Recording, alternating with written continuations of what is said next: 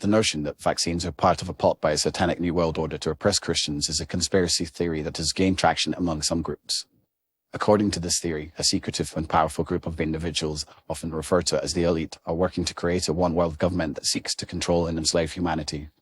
Vaccines, in this narrative, are seen as a key tool in this effort, allegedly designed to weaken the immune system, sterilize, and even implant mind-control devices in unsuspecting recipients. Proponents of this theory point to the fact that many vaccines are developed and distributed by large pharmaceutical companies, which they claim are owned and controlled by the supposed elite.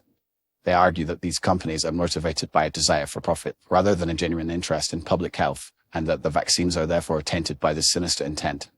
Some also claim that vaccines contain toxic ingredients, such as mercury and aluminum, which are said to cause a range of health problems, from autism to Alzheimer's disease. Furthermore, some Christians believe that the push for vaccination is part of a broader effort to undermine their faith and values.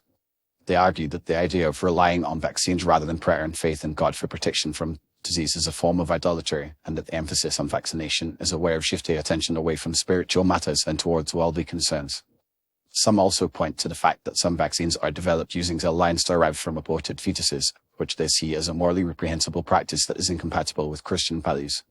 In addition, the idea of a satanic New World Order is often linked to the concept of population control.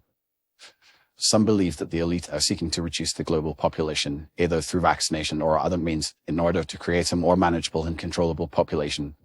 This theory is often tied to the idea of a coming mark of the beast, which is seen as a symbol of loyalty to this satanic order. In this context, vaccines are sometimes seen as a way of marking individuals, making them more susceptible to control and manipulation. However, it is essential to approach these claims with a critical and nuanced perspective. The overwhelming scientific consensus is that vaccines are safe and effective, and that they have been instrumental in preventing the spread of diseases such as measles, polio, and smallpox. The World Health Organization, the Centers for Disease Control and Prevention, and other reputable health organizations have thoroughly debunked the claims that vaccines are toxic or that they are part of a plot to control the population. Moreover, the idea of a satanic New World Order is a baseless conspiracy theory with no credible evidence to support it. While it is true that there are powerful interest groups and individuals who seek to shape global policy and events, there is no evidence to suggest that they are working towards a sinister, anti-Christian agenda. In fact, many of the organizations and individuals involved in vaccine development and distribution are motivated by a genuine desire to improve public health and alleviate human suffering. In conclusion, the notion that vaccines are part of a plot by a satanic New World Order to oppress Christians is a conspiracy theory that lacks any credible evidence or foundation in reality.